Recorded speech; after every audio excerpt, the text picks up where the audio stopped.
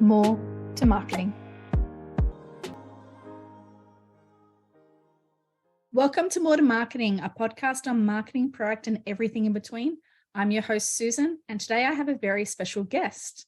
Stacey is joining us, and she is an absolute expert on all things loyalty.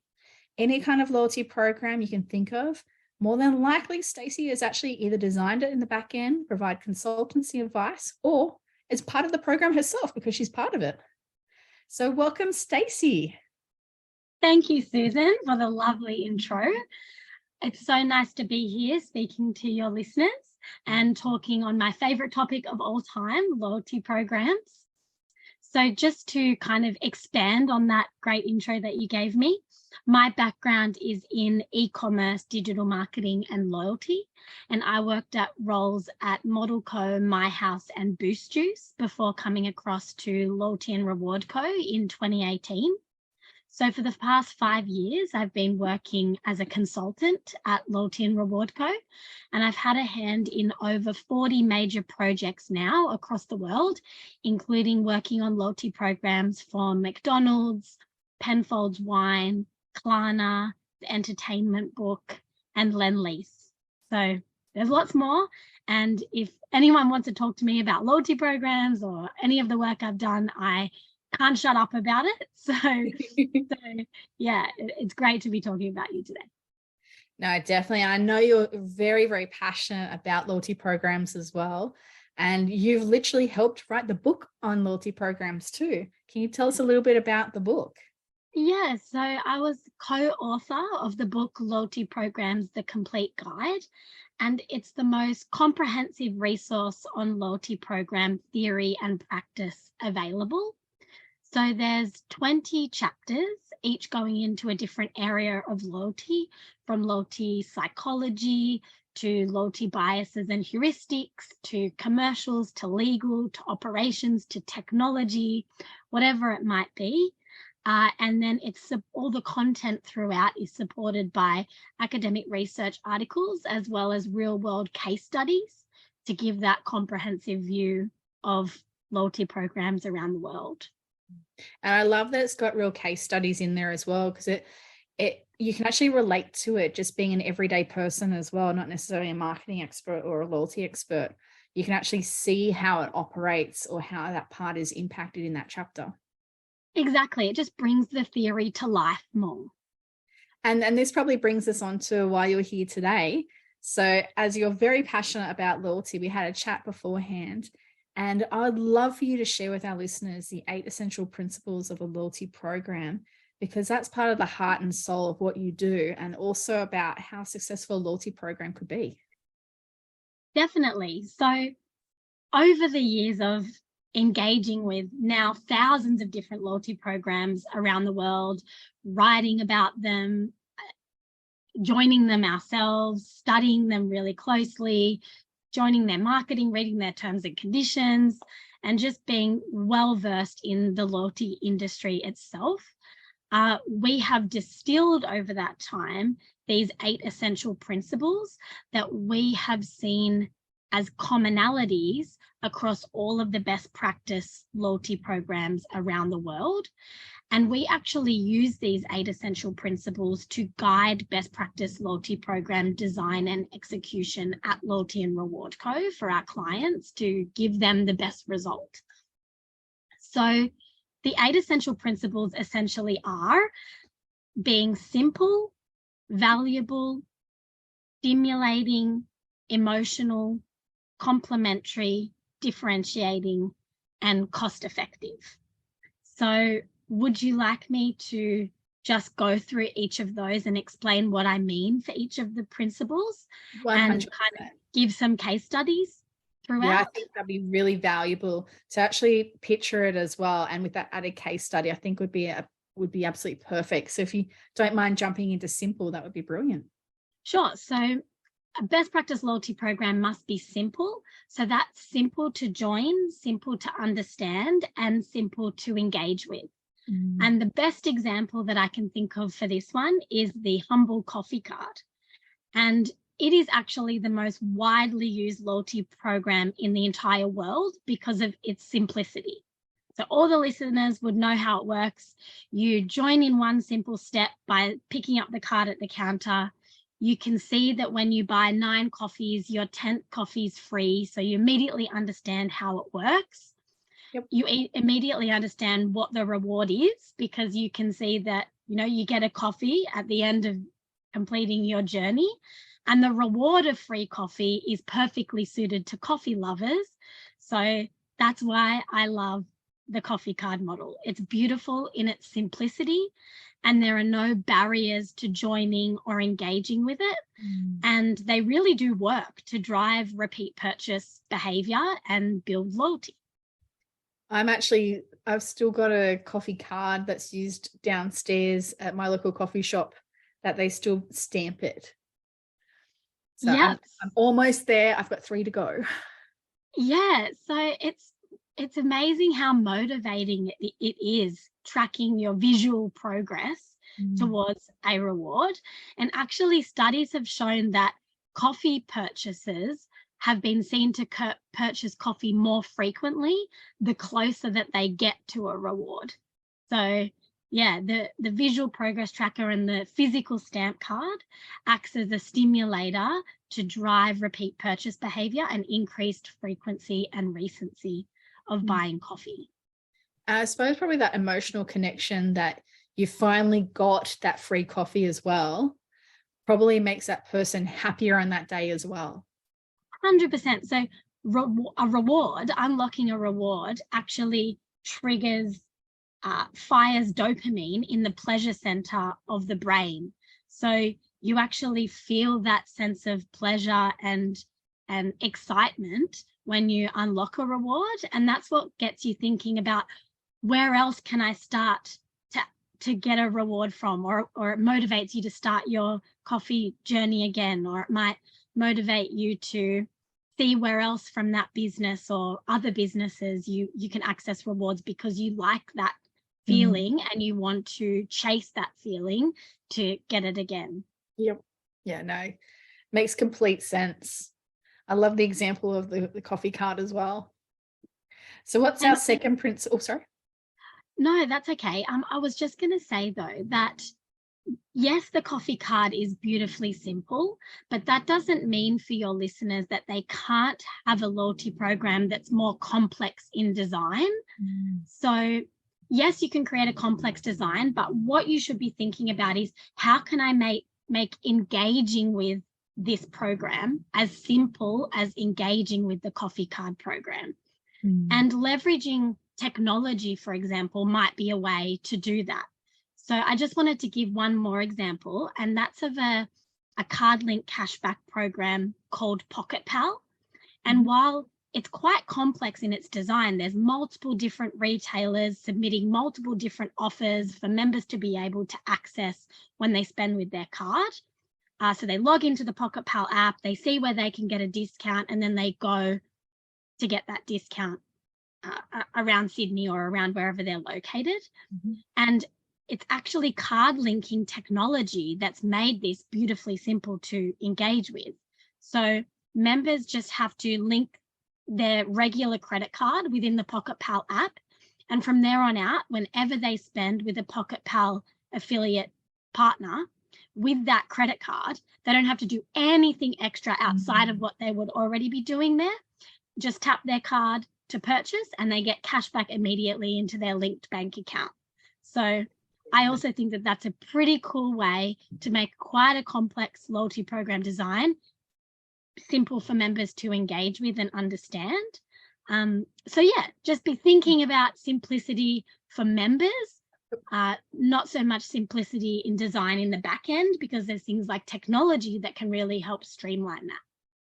Exactly. No, that's a fantastic example about Pocket Pal, and it removes that barrier as well of, do I need to log in and boost it or activate it or whatever it is before I can then get my reward? So that's just so, you're 100%. It makes it just so simple.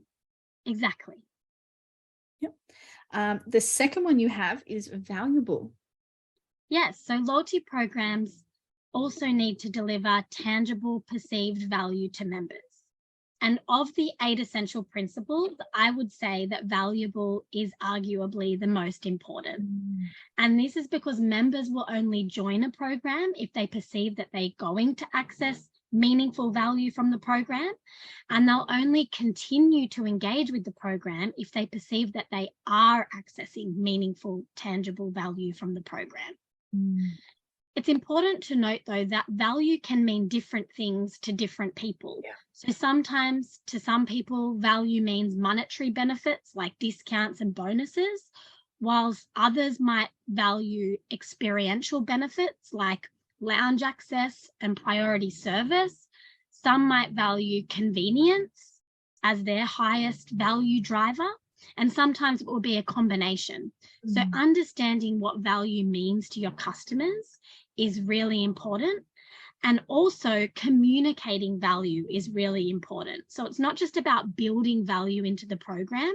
It's about, making it clear to members that they're progressing towards unlocking value and celebrating the achievement when they do unlock value, so that they're continued and motivated to continue to engage and find out where else they can unlock value from the program.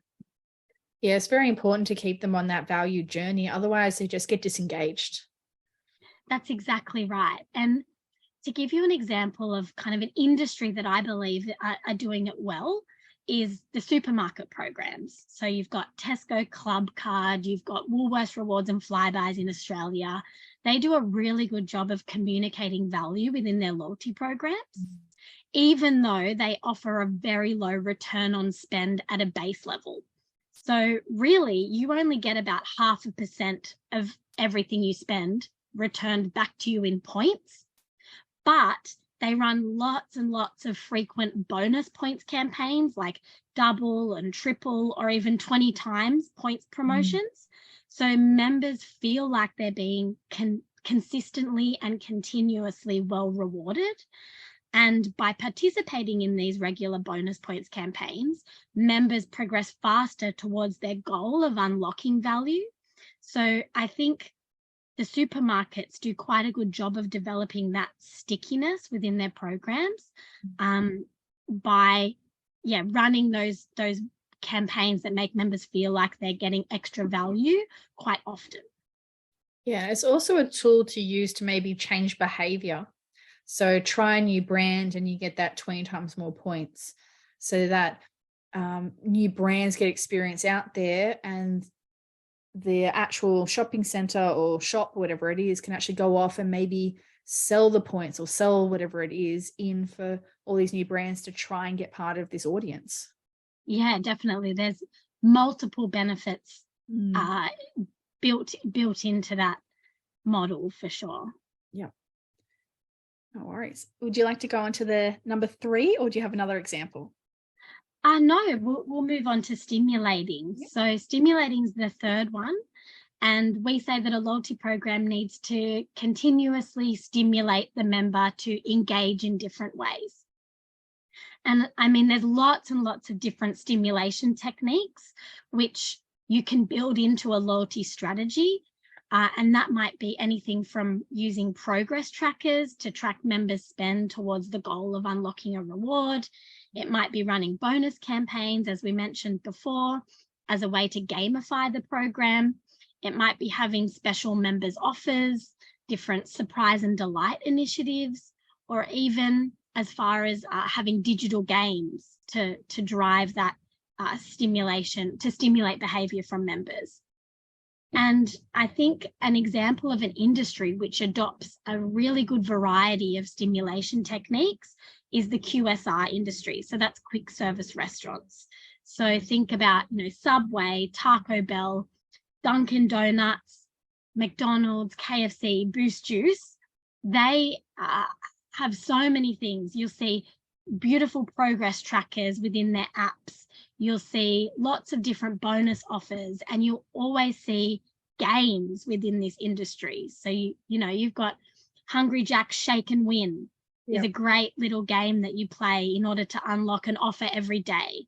You've got Macca's mini games that they launch periodically as a promotional piece to drive that habitual engagement with the app and with the game and with McDonald's offers through that promotional period.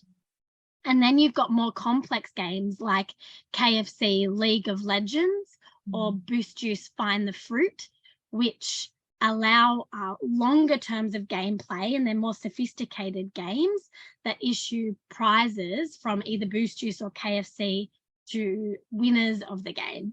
So driving that repeat purchase through the issuance of an offer as a reward is something that, the QSRs are doing really well, and they're really leading the loyalty industry in terms of stimulation and through digital games.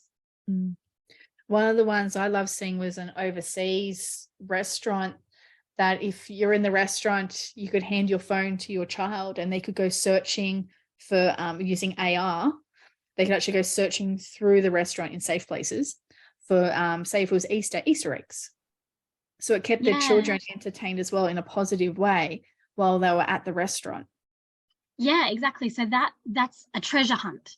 So the treasure hunt technique is employed by lots of different loyalty programs in order to stimulate those desired behaviors and get members to explore different areas of the restaurant or the app or the shopping center, or explore different menu items or shop cross-category products in order to find new things and unlock treasure. Yep.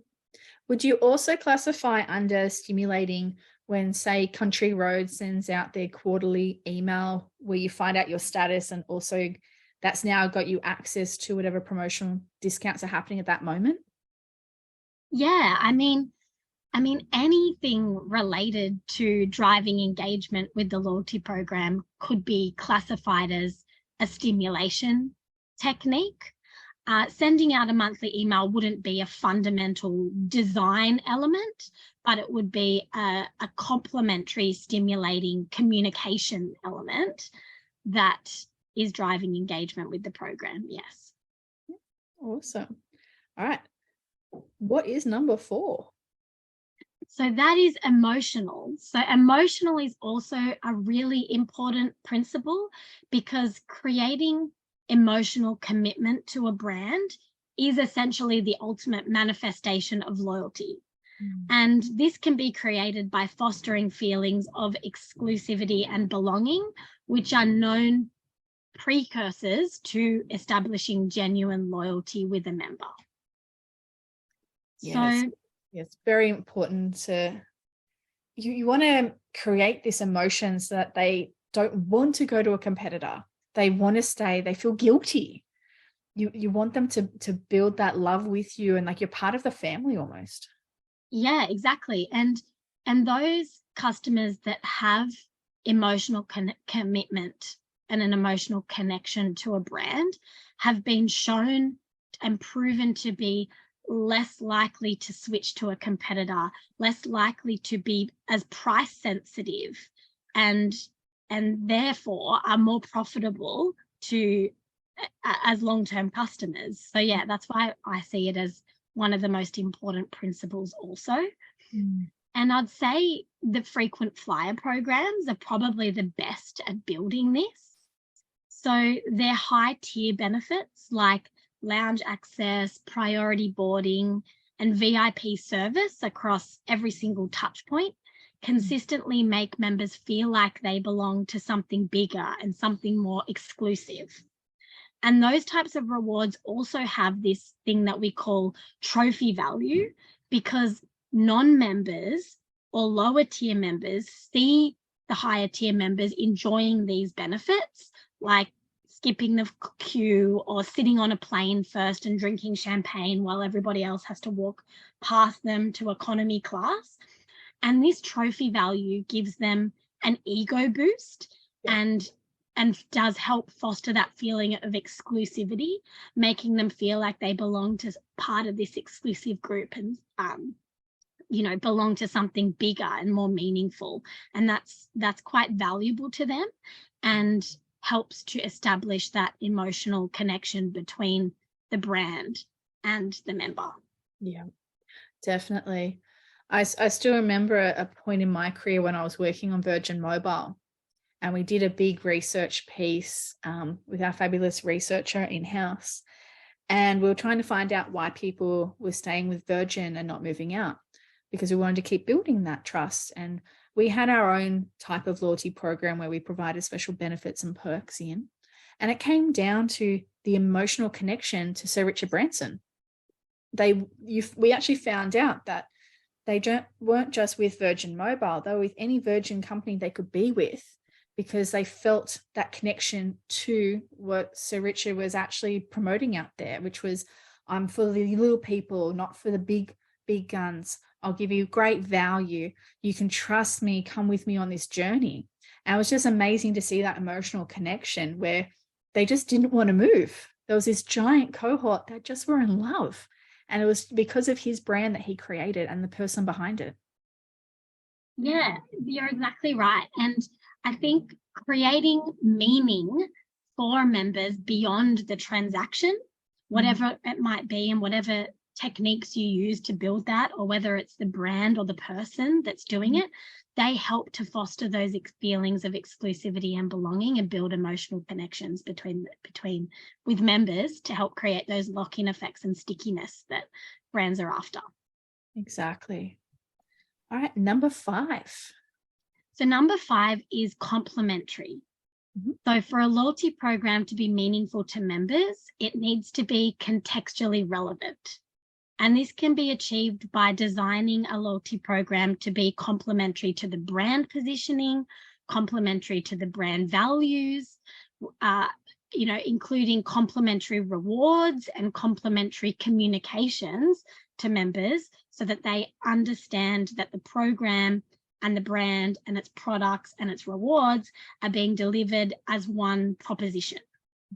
And it's about it making sense, because if you bring in something that is completely left or right field, you're just going to confuse and muddle your messaging. Yeah, exactly right. And sometimes we find that when we do market research with members, we say, would you like to unlock these types of rewards? And if they can't understand or see the link between the reward and the company and why they would be getting it, the loyalty program, like you said, just doesn't make sense to them. And it's going to affect the level of engagement with the program and affect the level of success that the loyalty program has in driving that, emotional connection between the brand and members. No, definitely extremely important. And they'll even go down to what your solution is for bringing in your loyalty program, for going back to the point of simplicity as well. Yeah, definitely. So if you're, are you meaning you want, it's contextually relevant to care that your loyalty program is simple? Well, it's about, you want them to feel that it is so simple to do and it complements it and doesn't overcomplicate. So that going back to your previous examples of automated card linking. Yep. It complements it because you're using a card every day. So therefore it's simple in the process and complementing how they expect the experience to be. Yeah, exactly. So the member experience needs to be complementary to the values of the brand. And yes, ensuring that it's simple to engage with and simple to understand is the core of what we're trying to do with implementing a loyalty program for a company. Oh, definitely. Number 6. Number 6 is differentiating. So a loyalty program can be a great way to help a brand differentiate from competitors and create those lock-in effects. But we do see that loyalty programs within the same industry tend to mimic each other's design approaches. Yeah. So if you think about it, most of the loyalty programs in the airline industry, the hotel industry, the car rental industry, the banking, the supermarkets, or even pet care products often all have a similarly designed loyalty program. And that can lead to negating the competitive advantage that a loyalty program can deliver.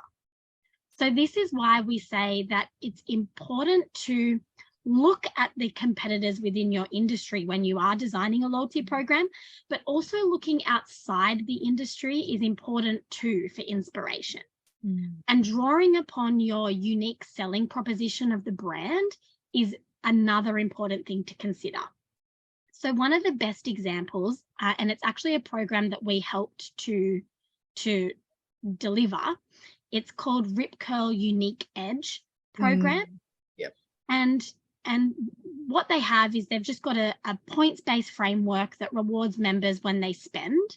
So look, nothing original about that. They've got a points-based framework. Lots of loyalty programs have a points-based framework, but members can also connect their GPS watch to their membership and earn points for every wave that they catch when they're surfing. So this element capitalizes on Rip Curl's unique selling proposition and creates and rewards members for those memorable moments that competitors would struggle to replicate. And that's something that should be incorporated within the overarching framework. And another added benefit of that as well, sorry, I'm getting excited, is it drives sales of the GPS watch so that members buy the GPS watch so that they can surf with it, so that they can track how many waves they've caught and track how many points they've earned for catching those waves. So it's a beautiful, complementary, contextually relevant design that helps them differentiate from their competitors. And it's probably a really cool, unique niche industry as well, where my assumption would be they all talk. They all want to talk about their latest wave. And now they can actually go into their app, look at their rewards and go, that's where I hit. And they can actually show each other and have those conversations too. That's exactly right. I don't know if you remember, but we sat in a boardroom meeting and we have our, weekly wins where everybody shares a win of the week. And one of our team members said, my win of the week was I caught the best wave of my life. And, we all laughed, but that is such a memorable moment for somebody. Exactly. But Rip Curl have found a way to insert the brand into that memorable moment using their loyalty program, which is just so intelligent. Exactly. I love it. And I remember that meeting well, and I know exactly who you're talking about. Oh, I love that example. What about number 7? Number 7 is cost effective. So the main objective of a loyalty program, obviously, is to deliver a positive return on investment. And that's why it's really important to do detailed commercial modeling and predictive benchmarking as part of the project across all of the stages to ensure that the concepts that are being delivered are commercially viable and are going to actually stimulate those objectives that we're looking to drive as part of the loyalty program. So ensuring that the loyalty program is going to drive an uplift in members or drive retention or reduce churn or do what we are hoping that the loyalty program is going to do so that it delivers a positive return on investment to the bottom line of the program. Exactly. And I think one of the things a lot of companies forget to do is ensure that when they're doing their predictability piece of it, that they put in all those promos or bonuses that they want to do to see how it will appear when they're actually got 10% taking up, 80% take up. Always make sure you cover so you understand how it will impact the bottom line. Yeah, and just structuring the commercials so that there is true clarity over the costs and the benefits that the program delivers. So doing it in a way, like you said, where we understand exactly how much this promotion is costing in terms of, say, you're issuing points or credit or whatever other type of value you're giving, surprise and delight initiatives, and then understanding the uplift that is directly linked to those initiatives so that you can analyze its return on investment and see what needs to be tweaked, what we might do more of, what we might do less of in the future to continuously make the program more cost effective. Exactly. Extremely important. Number 8. Number 8. So this is the last one, and the last one is evolving. So a loyalty program needs to continuously develop and evolve. So a do it once, do it well or a set and forget type approach is not the way to generate ongoing engagement with the program. Instead, there really should be a clear roadmap for the continued evolution of the program from its MVP all the way to, high level sophistication. And it really should be optimized along the way based on learnings from members and the way that members are engaging with the program along the way. Exactly. And for me, watching and being a member of, say, Woolworths Everyday Rewards, I've seen over the years it's transitioned into digital first. I'm hoping that their next evolution is going to be more on the one-to-one relationship where it understands my life stages. A number of people know that this is the example I give, but my babies are 2 now. I used to buy all my formula when they were taking formula at Woolworths. So I'd buy stage 1, then after a certain amount of time, they'd move to stage 2, stage 3, stage 4, etc. They're still serving me up stage 1 formula. I moved on to the other ones a long time ago. So I think that's going to be, I'm predicting this is going to be their evolution in their program, is they're going to start to understand life stages for individuals and start changing or doing better recommendations based on behavior. Yeah, definitely. And I think that they could take some inspiration from either, for example, Dan Murphy's do quite a good job of asking me if I need a top up of certain wines, or if they want to, or if I just want to reorder a past order after a certain amount of time, as well as the beauty industry. For example, when I run out of my 30 days after I purchase my foundation, or 60 days, or however many's what's set up as a trigger within their communication system, they're recognizing the life stage of how long it takes me to use my foundation, and then they prompt me right before it ends to repurchase and make it very easy for me to do so.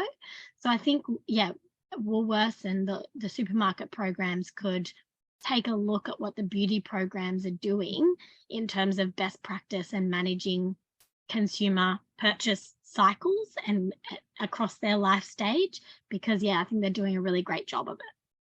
Well, that's how brands like Proactive first came onto the market. It was subscription based, but the product was made to last for that period of time. So you'd have 30-day, or I think it was 90 days, and then you'd do a reorder because you knew that that's how long the product lasted for you. So you've continually got this subscription, and then you got rewarded with surprise and delights or some other offerings that you might get along the way too. Yeah, exactly. 100% agree. Now, I know you love loyalty programs. I do. You've done an absolutely fantastic job describing a whole pile of other loyalty programs out there. But what's your favorite and why? So asking me to pick my favorite loyalty program is like asking me to pick my favorite child. And you would know that that is particularly hard because you've got 2 twin boys that you truly can't distinguish what day. Yeah. But I would have to say that my all-time favorite is Mecca Beauty Loop program. And I'm not alone when I say that. Mecca is has taken the loyalty program world and by storm because of the way that they deliver the Mecca Beauty Loop program. And so I'll explain the program, and then I'll kind of explain to you how it delivers across the 8 essential principles. And I mean, it's really rare that we see a loyalty program delivering to all of the 8 essential principles, but Mecca just do it so beautifully. So for those who don't know what Beauty Loop is, it's a program which provides members with sample-filled beauty boxes 4 to 7 times a year, depending on what tier you're in, which they collect in store. And the higher the status tier you're in, the better quality samples you get in your box. It's as simple as that. And higher tier members also get access to additional benefits like complementary makeup applications. When they have a social event, they get birthday gifts and periodic surprise bonus gifts that are all cosmetics related and all quite generous. So this is kind of why I love the program. It's super simple. Mm-hmm. So it's very easy to join. You give them minimal details and you have multiple options available to be able to join. So you can join when you're in store, you can join on their app, you can join on the website. And when you are joining, there's clarity around the data that they're collecting and how they're going to use it. For example, they tell you that they're collecting your birth date because they want to send you a birthday voucher or birthday gift, which makes me feel comfortable about handing over my data because I know that I'm going to be appropriately rewarded for it. Yep. So then there's valuables. So this program is so valuable. It's why it's been so successful. So it gives members access to samples to try different products without obviously committing to the full purchase. And if you're in higher tiers, you also get full size samples. So a lot of the member base find that really, really valuable, considering the member base is full of cosmetics and makeup lovers. That makes sense. And that kind of brings me to contextually relevant. So it's complementary to the brand. So the rewards are free cosmetics products and free cosmetics services, which, as I mentioned, are perfectly suited to an audience of cosmetics lovers. Yep. And are complementary to the proposition of the Mecca brand. Yep. And so the next one's cost effective, and this is my favorite one for the Mecca program. So it's the beauty brands that are stocked in Mecca that actually pay for the samples that are included within the Beauty Loop boxes as a way of reaching the highly engaged member base as a sampling campaign. Yep. So it's highly efficient, and we say an efficient reward is inexpensive to supply for the company versus the perceived value from the customer. So unbelievable that Mecca have designed this full loyalty program and they don't even have to pay for the rewards that the customers value so much. And in addition to that, members have to go into store at least 4 times a year to collect their beauty boxes. And that provides a really valuable upsell opportunity for the Mecca staff to be able to get customers to add something else to their trolley to drive that upsell as well. Yeah, that's what I've missed out on. I missed my box. No. I'm waiting for the next one to drop so I can go in and see it. Yeah, exactly. See, they're huge loyal enthusiasts for the Mecca Beauty Loop boxes, and there's Mecca Facebook groups that are all set up to comparing Beauty Loop boxes, trading different samples that they get, asking for advice on how to get to the next tier quicker. It's absolutely wild. It's taken the world by storm. And that's probably also a differentiator for them as well. Definitely. So differentiating, obviously, as we know, is a principle. And this one is really great for Mecca as well, because a majority of the beauty products that are stocked in Mecca can be bought directly through the individual brands or from large department stores or boutique beauty stores. But it's the Beauty Loop program that acts as the differentiating factor for Mecca and keeps customers purchasing these brands that they can get elsewhere from Mecca, even though Mecca are known not to offer discounts. Yeah, no, I love that. And what about, you've talked a bit about this one as well, the 7th principle, the cost effectiveness. Yeah, so cost effective, I mean, one liner here, Mecca don't pay for the rewards within their boxes, making it the most cost effective program you could ever deliver. Oh, definitely. And to be able to get full size samples as well for probably the volume that you're looking at is a substantial savings for that business. Yeah, absolutely. And I think that value, again, also feeds into the emotional connection factor, which is one of the principles that I haven't spoken about. So because I feel like Mecca are really investing in giving me good quality samples, like full-size sample products, as well as the ability to try all these other different products before committing to buying them, I feel like I belong to something meaningful to me, and I am more likely to go back and purchase from Mecca because of the ability to access these sample boxes. So if a competitor offers a discount, I'm probably less receptive to going and purchasing the product with a discount because I place higher value on the beauty boxes that I get multiple times a year through the Mecca program. And it probably also stimulates you to go to Mecca as well when you see it. You're like, oh, actually, I need a refill of that. And off you go to Mecca instead. Exactly. And what about evolving? How have you seen it evolve? So there's probably two ways. So the first is during lockdown. So Mecca really adapted quickly throughout lockdown to provide its Mecca Beauty Loop members with free shipping on all orders, recognizing that members couldn't get into store, and finding a way to deliver an appropriate service and appropriate value to them. And so Beauty Loop boxes could also be accessed via making a purchase online, and then they would just include it in your cart, which is really awesome as well, and drove that incremental online purchase. Yeah. And then secondly, Mecca have just recently introduced a new tier. So they've recognized that members in the third level, which was the old highest tier, needed a motivator to be able to continue to engage and strive for something higher. So they released a fourth tier, and it's really gained a lot of traction and gotten members very excited about reaching that fourth tier. So yeah, that got a lot of positive press, including from me. I wrote some articles about it as well. Oh, fantastic. Thank you so much for sharing about your favorite loyalty program. Can I ask though, my final question that I ask everyone, and it could be, you could still answer Mecca here, but feel free to answer a different brand.